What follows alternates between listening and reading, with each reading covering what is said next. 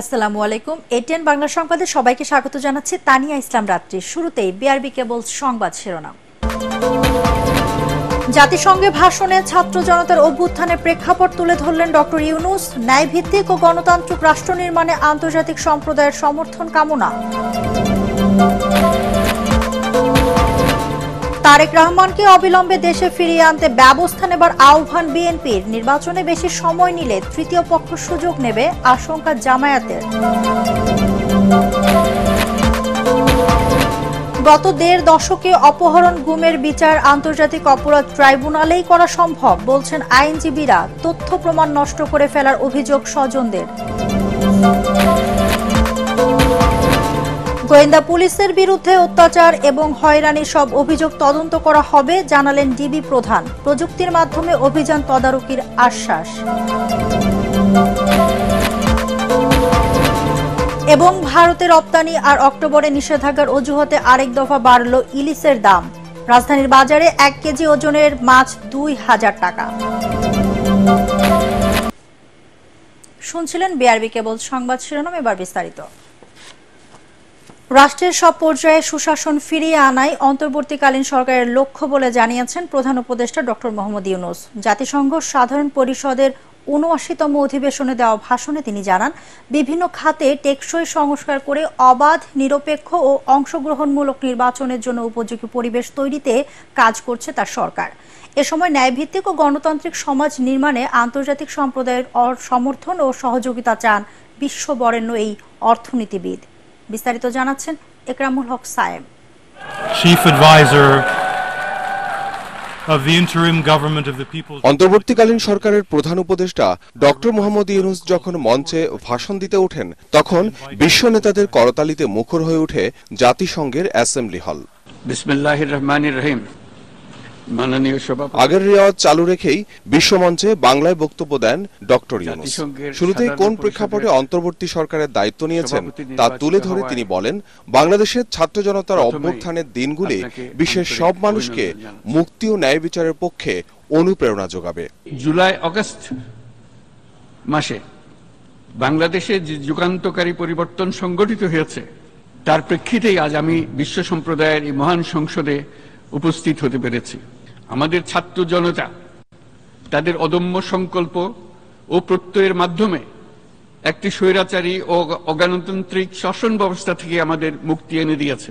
বাংলাদেশের এই অভ্যুত্থান আগামী দিনগুলোতে বিশ্বের বিভিন্ন প্রান্তে মানুষকে মুক্তি ও ন্যায় বিচারের পক্ষে দাঁড়াতে প্রেরণা যোগাবে।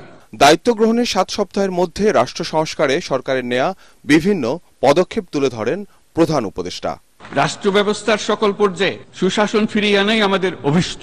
সেই লক্ষ্যে আমরা বিদ্যমান নির্বাচন ব্যবস্থা, সংবিধান, বিচার ব্যবস্থা, জনপ্রশাসন, আইন শৃঙ্খলা ব্যবস্থা সংস্কারের জন্য স্বাধীন কমিশন গঠন করেছি। এইসব সংস্কার যেন টেকসই হয়, দীর্ঘমেয়াদে নিশ্চিত করতে এবং অবাধ ও নিরপেক্ষ অংশগ্রহণমূলক নির্বাচনের জন্য উপযোগী পরিবেশ সৃষ্টি করতে আমরা কাজ করে যাচ্ছি। এ সময় রোহিঙ্গা সংকট নিরসনে আন্তর্জাতিক সম্প্রদায়ের সহযোগিতা অব্যাহত রাখার আহ্বান জানান ডক্টর ইউনূস।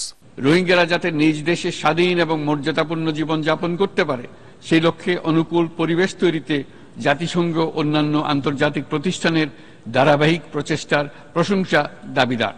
একই সাথে ফিলিস্তিনে গণহত্যা ও রাশিয়া ইউক্রেন যুদ্ধ বন্ধে বিশ্ববাসীর দৃষ্টি আকর্ষণ করেন শান্তিতে নোবেলজয়ী এই অর্থনীতিবিদ। ফিলিস্তিনের জনগণের উপর চলমান নৃশংসতা, বিশেষত নারী এবং শিশুদের সাথে প্রতিনিয়ত যে নিষ্ঠুরতা বিশ্ব দেখাচ্ছে, তা থেকে নিস্তারের জন্য বাংলাদেশ অনতিবিলম্বে সম্পূর্ণ যুদ্ধবিরতির আহ্বান জানাচ্ছে। গত ২.৫ বছর ধরে ইউক্রেনে চলমান যুদ্ধে বহু মানুষ প্রাণ হারিয়েছে। এই যুদ্ধের প্রভাব সর্বব্যাপী। আমরা তাই উভয় পক্ষকে সংলাপে বসে বিরোধ নিরসনের মাধ্যমে যুদ্ধের অবসান ঘটানোর আহ্বান জানাচ্ছি। সামাজিক ব্যবসার মাধ্যমে অর্থনৈতিক পরিবর্তনেরও তাগিদ ছিল ক্ষুদ্র ঋণের প্রবক্তা ডক্টর ইউনূসের বক্তব্যে। সামাজিক ব্যবসার মাধ্যমে যে কোনো ব্যক্তি ভোগবাদী জীবনধারা থেকে উত্তরণ করে সামাজিক ও অর্থনৈতিক পরিবর্তনের সৃজনশীল শক্তি হিসেবে নিজেকে প্রতিষ্ঠিত করতে পারে।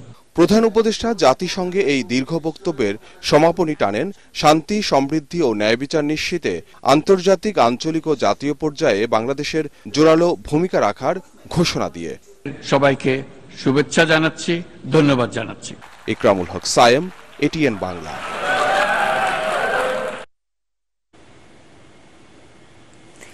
বিদ্যমান সম্পর্ক ঘনিষ্ঠ করতে চায় বাংলাদেশ ও মালদ্বীপ। অন্তর্বর্তীকালীন সরকারের প্রধান উপদেষ্টা ডক্টর মোহাম্মদ ইউনূস শুক্রবার দ্বীপরাষ্ট্র মালদ্বীপের প্রেসিডেন্ট মোহাম্মদ মুইজ্জুর সঙ্গে সাক্ষাৎকালে ঘনিষ্ঠ সম্পর্কের উপর জোর দেন। প্রধান উপদেষ্টা বলেন, দুই দেশ জলবায়ু পরিবর্তনের প্রভাবসহ অনেক কিছু ভাগ করে নিয়েছে।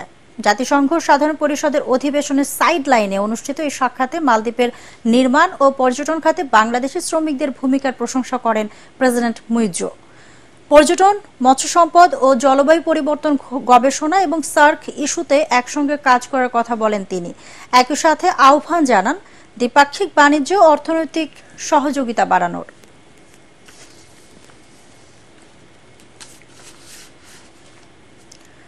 সব মামলা প্রত্যাহার করে বিএনপির ভারপ্রাপ্ত চেয়ারম্যান তারেক রহমানকে অবিলম্বে দেশে ফিরিয়ে আনার ব্যবস্থা নিতে অন্তর্বর্তীকালীন সরকারের প্রতি আহ্বান জানিয়েছেন দলের মহাসচিব মির্জা ফখরুল ইসলাম আলমগীর। গাজীপুরে প্রয়াত নেতা আসম হান্নান শাহর স্মরণ সভায় তিনি বলেন, শেখ হাসিনা পালিয়ে গেলেও তার অনুসারীরা দেশকে অস্থিতিশীল করতে নানা ষড়যন্ত্র করছে। সংস্কারের মাধ্যমে পরিবেশ তৈরি করে দ্রুত জাতীয় নির্বাচন দেওয়ার দাবিও জানান বিএনপি মহাসচিব। আরো জানাচ্ছেন মইনুল আহসান। দলের প্রয়াত নেতা আসম হান্নান শাহর মৃত্যুবার্ষিকী উপলক্ষে মরহুমের নিজ জেলা গাজীপুরের কাপাসিয়ায় আয়োজিত স্মরণ সভায় যোগ দেন বিএনপি মহাসচিব মির্জা ফখরুল ইসলাম আলমগীর। এ সময় তিনি অভিযোগ করেন, গণ আন্দোলনে শেখ হাসিনা পালিয়ে গেলেও পার্শ্ববর্তী দেশে বসে নানা ষড়যন্ত্র করছেন। আপনাদের ইন্ডাস্ট্রিয়াল এরিয়া গাজীপুর, এখানে তারা গার্মেন্টস ফ্যাক্টরিগুলোতে অশান্তি সৃষ্টি করতে চেষ্টা করেছে না। হিন্দু ভাইদের দুর্গাপূজা আসছে, এই দুর্গাপূজাকে কেন্দ্র করে তারা আমরা বিভিন্ন রকম অস্থিতিশীল অবস্থা সৃষ্টি করতে পারে। বাংলাদেশের সমস্ত মানুষ আপনাদের পাশে দাঁড়াবে এবং আপনাদের উপাসনায় পূজার যেন কোনো ব্যাঘাত না ঘটে তার জন্য তারা ঐক্যবদ্ধ হয়ে দাঁড়াবে। ভারপ্রাপ্ত চেয়ারম্যান তারেক রহমান সহ বিএনপি নেতাকর্মীদের নামে আওয়ামী লীগ সরকারের আমলে হওয়া সব মামলা প্রত্যাহারের দাবি জানান মির্জা ফখরুল। কোন রকম চালবাহানা আমরা সহ্য করবো না। আমি পরিষ্কার করে আজকে এই সভা থেকে বলতে চাই যে সমস্ত মামলা প্রত্যাহার করে অবিলম্বে জনতাকে দেশে ফিরিয়ে আনার ব্যবস্থা করা হবে। এদিকে রাজধানীতে ফার্মাসিস্ট সমাবেশে বিএনপির স্থায়ী কমিটির সদস্য ডাক্তার AZM জাহিদ হোসেন বলেন, স্বৈরাচার বিদায় নিলেও প্রশাসনে এখনো আওয়ামী লীগের দুর্নীতিবাজরা বহাল তবিয়তে বসে আছে। স্বাস্থ্য উপদেষ্টা স্বাস্থ্য সচিবকে বলে দিতে চাই, আমরা দেখতেছি প্রায় 2 মাস হয়ে যাচ্ছে দুর্নীতির সাথে যারা জড়িত, যারা হাজার হাজার টাকা দিয়ে বালিশ কিনছে, যারা হাজার হাজার টাকা দিয়ে মশারি কিনছে, যারা হাজার হাজার টাকা দিয়ে মাস্ক কিনছে, প্রত্যেকটা লোক যার যার চেয়ারে বসে আছে। ইনস্টিটিউট অফ হেলথ টেকনোলজি মিলনায়তনে সমাবেশে স্বাস্থ্য খাতের বেহাল দশা ঠিক করতে স্বৈরশাসক শেখ হাসিনার অনুসারীদের অবিলম্বে অপসারণের দাবি জানান বক্তারা। মইনুল আহসান, এটিএন বাংলা, ঢাকা। এদেশে গণহত্যাকারীদের রাজনীতি করার কোনো অধিকার নেই বলে মন্তব্য করেছেন জামায়াতে ইসলামীর আমির ডাক্তার শফিকুর রহমান। বিদেশি শক্তির সাহায্যে নয়, দেশের মানুষের আকাঙ্ক্ষাকে ধারণ করে সবাইকে রাজনীতি করার আহ্বান জানিয়েছেন তিনি। খুলনায় জামায়াতে ইসলামীর রুকন সম্মেলনে তিনি শঙ্কা জানান, নির্বাচন আয়োজনে বেশি সময় নিলে তৃতীয় পক্ষ সুযোগ নিতে পারে। খুলনা থেকে SM হাবিবের রিপোর্ট, জানাচ্ছেন মনির হোসেন তপু। এক যুগেরও বেশি সময় পর প্রকাশ্যে খুলনায় হলো জামাতের রুকন সম্মেলন। সোনারাঙ্গার আল ফারুক সোসাইটিতে আয়োজিত অনুষ্ঠানে দলের আমির ডাক্তার শফিকুর রহমান বলেন, যে জাতি দেশকে স্বৈরাচারের কলঙ্ক মুক্ত করেছে তারাই স্বাধীনতা ও সার্বভৌমত্ব রক্ষা করবে। অন্তর্বর্তীকালীন সরকারের উদ্দেশ্যে আমির বলেন, রাজনৈতিক দলসহ সবার সাথে আলোচনা করে সংস্কার ও নির্বাচনের রোডম্যাপ তৈরি করতে হবে। সংস্কারের ব্যাপারটার উপরে নির্ভর করবে এই সময়টা কতটুকু হবে। আমরা এখনই সুনির্দিষ্ট কোনো সময় বলতে চাচ্ছি না, তবে হ্যাঁ, এটা বছরের পর বছর হওয়া উচিত নয়। তাহলে আগাছা জন্ম নেওয়ার সমূহ সম্ভাবনা রয়েছে। সমাজের শৃঙ্খলা ভেঙে পড়ার আশঙ্কা আছে। তৃতীয় পক্ষ জুলুমবাজরা আবার মাথা তুলে দাঁড়ানোর প্রয়াস চালাতে পারে। কিন্তু এই সরকার যদি কোনো জনগণের স্বার্থের বিপরীত কাজে হাত দেয়, আমরা সংশোধনের চেষ্টা করব। কথা যদি তারা আমাদের পরামর্শ শুনতে না চান, সবার আগে আমরাই প্রতিবাদ করব। জামাতের আমির বলেন, বিডিআর হত্যার মধ্য দিয়ে আওয়ামী ফেসিবাদের শাসনের প্রথম ধাপ শুরু হয়, যা 15 বছর অব্যাহত ছিল। একটা দেশে যারা জনগণের উপর গণহত্যা সংগঠন করেছে, গণহত্যাকারীদের জনগণের ময়দানে রাজনীতি করার কোনো অধিকার থাকতে পারে না। দেশের মানুষই বুকের রক্ত দিয়ে আন্দোলনকে সফল করেছে। বাইরের কারো সাহায্যের আমাদের প্রয়োজন হয়নি। যেই জাতি এই দেশকে স্বৈরাচারের কলঙ্ক মুক্ত করেছে বুকের রক্ত দিয়ে, সেই জাতি এই দেশের স্বাধীনতা সার্বভৌমত্বের পাহারাদারি করতে হবে কারো সাহায্য ছাড়াই, ইনশাআল্লাহ। সম্মেলনে জামাতের সেক্রেটারি জেনারেল অধ্যাপক মিয়া গোলাম পরোয়ার সহ কেন্দ্রীয় ও মহানগর ও জেলা নেতারা বক্তব্য রাখেন। Bureau report, ATN Bangla. গত 1.5 দশকের অপহরণ ও গুমের ঘটনাগুলোর বিচার আন্তর্জাতিক অপরাধ ট্রাইব্যুনালেই করা সম্ভব বলে মনে করেন বিশেষজ্ঞরা। তাদের মতে এজন্য প্রয়োজন ট্রাইব্যুনাল আইনের সংশোধন। গুমের শিকার ব্যক্তিদের স্বজনদের সংগঠন মায়ের ডাক আয়োজিত আলোচনা সভায় তারা এসব কথা বলেন। একই সাথে গুমের বিচারে আলামত ও তথ্য প্রমাণ সংগ্রহ এখন সবচেয়ে বড় চ্যালেঞ্জ বলেও মনে করেন তারা। হুমায়ুন চিস্তির রিপোর্ট। আমাকে যে জন্ম দিয়েছে, আমার অস্তিত্ব, তাকে আমি হারিয়ে ফেলেছি। আমি জানি না সে বেঁচে আছে না মারা গেছে। আমার একটা প্রশ্ন ছিল, আমি কি সদবা না বিধবা? আমার সন্তান আমাকে প্রশ্ন করে আমার বাবা বেঁচে আছে। গত 1.5 দশক ধরে গুমের শিকার ব্যক্তিদের স্বজনদের এমন আকুতি কবে শেষ হবে কেউ জানে না। দেশের রাজনৈতিক পট পরিবর্তন হলেও প্রিয় স্বজনদের ফিরে পাওয়া এখনো অনিশ্চিত। উন্মুক্ত করা হয়নি আয়নাঘরগুলো। গুমের প্রমাণ নষ্ট করে ফেলা হচ্ছে বলেও অভিযোগ করেন কেউ কেউ। 1 মাসের বেশি সময় হয়ে গেছে, এখনো আমরা আসলে কেউ জানতে পারিনি। 2-3 জন মানুষ বের হয়ে এসেছেন সিক্রেট ডিটেনশন সেল বা আয়নাঘর থেকে। তার পরবর্তীতে এই পর্যন্ত কিন্তু আর কোনো তথ্য কিন্তু পাওয়া যাচ্ছে না। 5ই আগস্টের পরে যখন সেই পরিবার সেই তথ্যগুলো, সেই মামলার কাগজগুলো থানা থেকে আনতে গিয়েছে, তখন তাদেরকে বলা হলো যে ছাত্র জনতার আন্দোলনের সময় আমাদের থানায় আক্রমণ করা হয়েছিল এবং থানার সকল কাগজপত্র নাকি ধ্বংস করে ফেলা হয়েছে। আলোচকরা বলেন, দেশের সব গুমের ঘটনাগুলোকে মানবতা বিরোধী অপরাধ হিসেবে গণ্য করে আন্তর্জাতিক অপরাধ ট্রাইব্যুনালেই বিচার করা সম্ভব। বিচারের বিভিন্ন দিকও তুলে ধরেন তারা। যথাযথ তদন্ত এখানে হতে হবে, সুষ্ঠু বিচার সেটা নিশ্চিত করতে হবে। মানবতা বিরোধী অপরাধের যে কয়টা সাব ক্যাটাগরি আছে, তার মধ্যে একটা সাব ক্যাটাগরি হলো এনফোর্সড ডিসঅ্যাপিয়ারেন্স। সব মিলে একটা মামলা যদি করা যায়, একটা মালায় গাঁথলে দেখা যাবে যে এখানে সিস্টেমেটিকও আছে, ওয়াইড স্প্রেডও আছে। যদি সিস্টেমেটিক ওয়াইড স্প্রেড শর্ত ফুলফিল হয়, তাহলে এটা আর মার্ডার থাকবে না, এটা টর্চার থাকবে না, এটা এক্সটারমিনেশন থাকবে না, এটা এনফোর্সড ডিসঅ্যাপিয়ারেন্স হবে as a crime against humanity হিসেবে। এখন 2 কায়দায় হতে পারে বিচার, একটা হতে পারে ইন্টারন্যাশনাল ক্রিমিনাল কোর্টে, আরেকটা হতে পারে বর্তমানে আমাদের যে আন্তর্জাতিক অপরাধ ট্রাইব্যুনাল আছে এখানে। গুমের বিচার নিশ্চিতে আইনের প্রয়োজনীয় সংশোধনী দ্রুত করার দাবি জানান ভুক্তভোগী পরিবারের সদস্য ও আলোচকরা। হুমায়ুন চিস্তি, এটিএন বাংলা, ঢাকা। গোয়েন্দা পুলিশের বিরুদ্ধে সাধারণ মানুষকে অত্যাচার ও হয়রানির যে অভিযোগ পাওয়া যাচ্ছে, গোয়েন্দা পুলিশ তা নিরপেক্ষভাবে তদন্ত করবে বলে জানিয়েছেন ডিবি প্রধান রেজাউল করিম মল্লিক। এটিএন বাংলাকে তিনি বলেন, কারো সংশ্লিষ্টতা পেলে কঠোর ব্যবস্থা নেওয়া হবে। সেই সাথে স্বচ্ছতা নিশ্চিতের প্রযুক্তির মাধ্যমে ডিবির অভিযান মনিটরিং করার কথাও বলেন তিনি। তার দাবি, অন্তর্বর্তী সরকার তাদের কাজে কোনো হস্তক্ষেপ করছে না। রিপোর্ট মাহবুব কবির চপলের।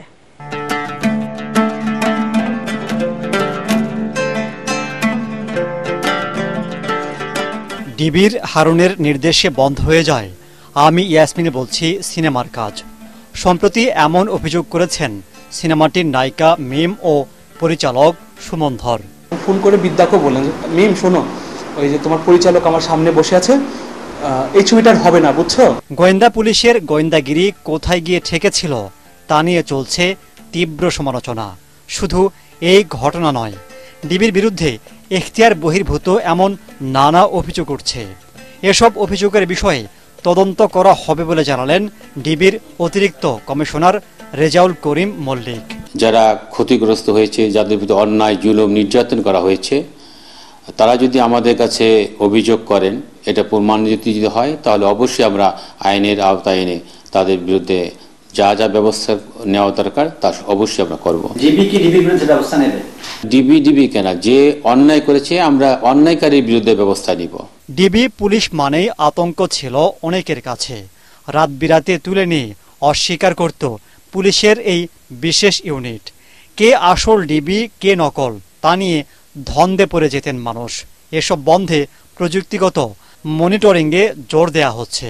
আমরা তো মধ্যরাতে অভিযান করি বা দিনে করি, সেটা বড় কথা না। বড় কথা হচ্ছে ডিবি তার আইডি কার্ড প্রদর্শন করবে, যদি কোনো অভিযোগ থাকে অভিযোগ খতিয়ে দেখবে, তারপরে আমাদের যে কার্যগুলি করা দরকার সেই কাজ আমরা করব। আমাদের মনিটর করার সিস্টেম আছে, আমরা মনিটরিং করে কোনো অফিসার যদি অন্যায় কাজে লিপ্ত হয় সেটাও আমরা তদন্ত করে বের করে নিয়ে আসতে পারবো। তিনি জানান, এই সরকারের সময় স্বাধীনভাবে কাজ করতে পারছেন তারা। মাননীয় প্রধান উপদেষ্টা, মাননীয় স্বরাষ্ট্র উপদেষ্টা মহোদয়, আইজিপি মহোদয় আমাদের যে নির্দেশনা দিয়েছেন তা আমরা সেইভাবে কাজ করে যাচ্ছি। যেভাবে আমরা কাজ করছি এখানে কারো হস্তক্ষেপ নাই, আমরা স্বাধীনভাবে কাজ করছি।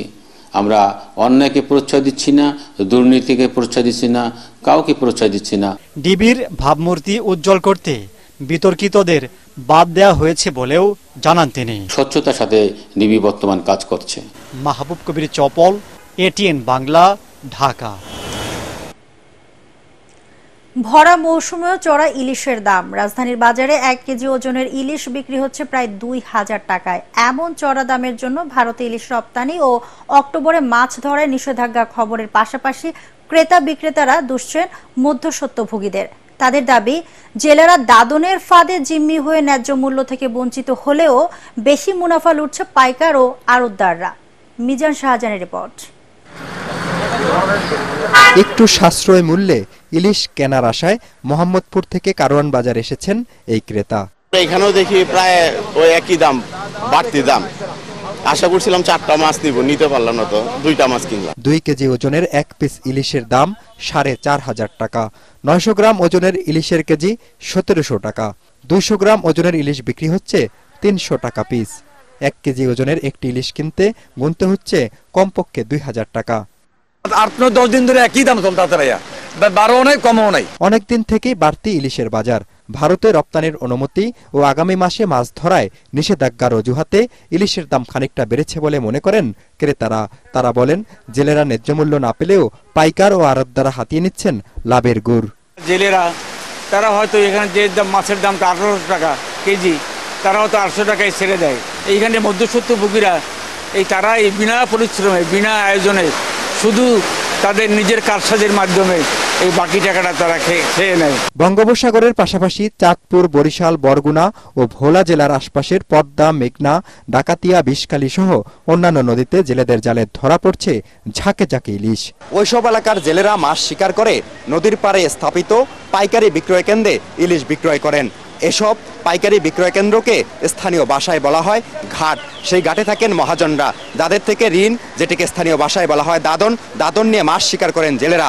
ফলে বাধ্য হয়ে ওইসব ঘাটেই তাদের মাছ বিক্রয় করতে হয়। এর ফলে জেলেরা ন্যায্য মূল্য না পেলেও আঙ্গুল ফুলে কলা গাছ হচ্ছেন পাইকার ও আড়তদাররা। মিজান শাহজাহান, এটিএন বাংলা, ঢাকা। কক্সবাজার সহ 3 পার্বত্য জেলায় আকর্ষণীয় পর্যটন স্পট থাকলেও বিদেশি পর্যটকদের মনোযোগ টানতে পারছে না। সংশ্লিষ্টরা বলছেন, নিরাপত্তা ও সেবার মান বাড়িয়ে বিদেশিদের আকৃষ্ট করা গেলে বৈদেশিক মুদ্রা অর্জনে ভূমিকা রাখতে পারে পাহাড়ের পর্যটন খাত। এবছর পর্যটন দিবসে পর্যটন শান্তির সোপান এই স্লোগানে নানা কর্মসূচির আয়োজন করা হয়। কক্সবাজার ও খাগড়াছড়ির প্রতিনিধিকে সাথে নিয়ে আরো জানাচ্ছেন ঐশী গোস্বামী প্রমা। বিশ্বের বিভিন্ন দেশে আজ উদযাপন হচ্ছে বিশ্ব পর্যটন দিবস। বাংলাদেশে পর্যটন প্রসঙ্গে বরাবরই সবার শীর্ষে বিশ্বের দীর্ঘতম সমুদ্র সৈকত কক্সবাজার। সমুদ্রের নীল জলরাশি, মেরিন ড্রাইভের মনোরম দৃশ্য, পাহাড় সমুদ্রের অপরূপ মিতালি মুগ্ধ করে পর্যটকদের। পর্যটন সংশ্লিষ্টরা বলছেন, কক্সবাজারের ইতিহাস সংস্কৃতি সঠিকভাবে তুলে ধরতে পারলে তা হয়ে উঠবে বিশ্বের অন্যতম জনপ্রিয় পর্যটন কেন্দ্র। আমরা যত বেশি বিনোদনের ব্যবস্থা করে দিতে পারবো, আমরা কক্সবাজারে তত বেশি পর্যটককে আমরা ধরে রাখতে পারবো। এক যুগ আগেও পার্বত্য এলাকায় পর্যটন কেন্দ্রগুলোতে দর্শনার্থীদের সংখ্যা ছিল সীমিত।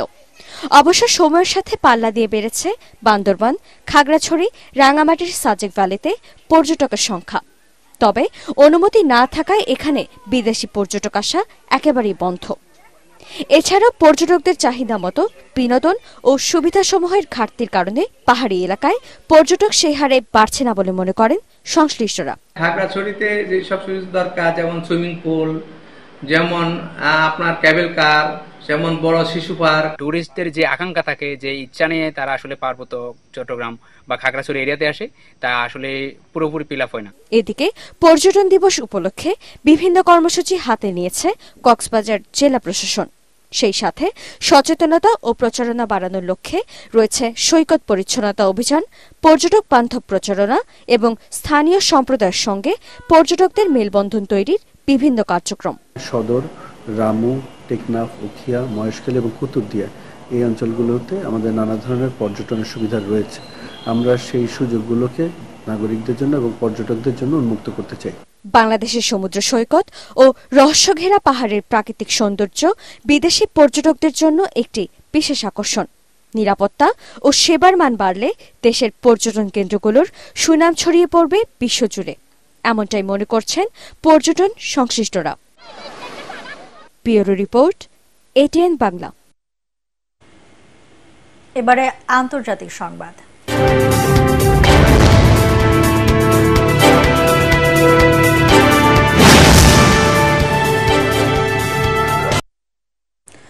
জাপানের নতুন প্রধানমন্ত্রী হতে যাচ্ছেন দেশটির সাবেক প্রতিরক্ষা মন্ত্রী শিগেরু ইশিবা।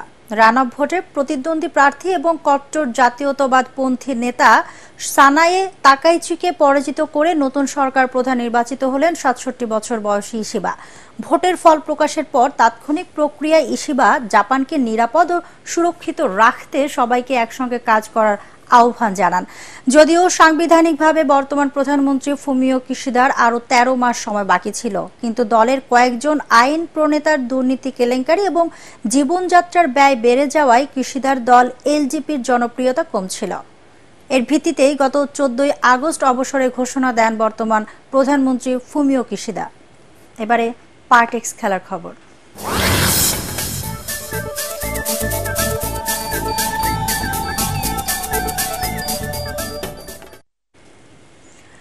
ভুটানের সাফ অনূর্ধ্ব ১৭ ফুটবলের সেমিফাইনালে আজ পাকিস্তানের মুখোমুখি হবে বাংলাদেশ। গ্রুপ পর্বে কোনো ম্যাচ না জিতেই শেষ ৪ নিশ্চিত করে সাইফুল বাড়ি টিটুর দল। ভারতের বিপক্ষে ১-০ গোলে হারের পর মালদ্বীপের সাথে ১-১ গোলে ড্র করে লাল সবুজ দলের প্রতিনিধিরা। অন্যদিকে পাকিস্তান ৫-১ গোলে শ্রীলঙ্কা আর ২-১ গোলে পরাজিত করে ভুটানকে। তাই পারফরম্যান্স বিচারে পিছিয়েই থাকে মাঠে নামবে বাংলাদেশের যুবারা। থিম্পুর চাংলিমিথাম স্টেডিয়ামে সন্ধ্যা ৬টায় মাঠে নামবে দুই দল।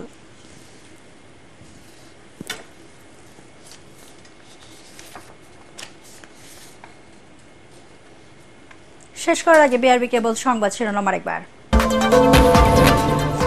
জাতিসংঘের ভাষণে ছাত্র জনতার অভ্যুত্থানের প্রেক্ষাপট তুলে ধরলেন ডক্টর ইউনূস। ন্যায়ভিত্তিক ও গণতান্ত্রিক রাষ্ট্র নির্মাণে আন্তর্জাতিক সম্প্রদায়ের সমর্থন কামনা।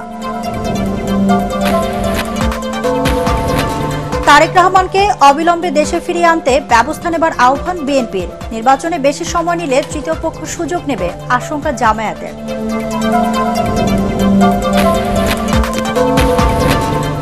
গত ১.৫ দশকে অপহরণ গুমের বিচার আন্তর্জাতিক অপরাধ ট্রাইব্যুনালের করা সম্ভব বলছেন আইনজীবীরা। তথ্য প্রমাণ নষ্ট করে ফেলার অভিযোগ স্বজনদের।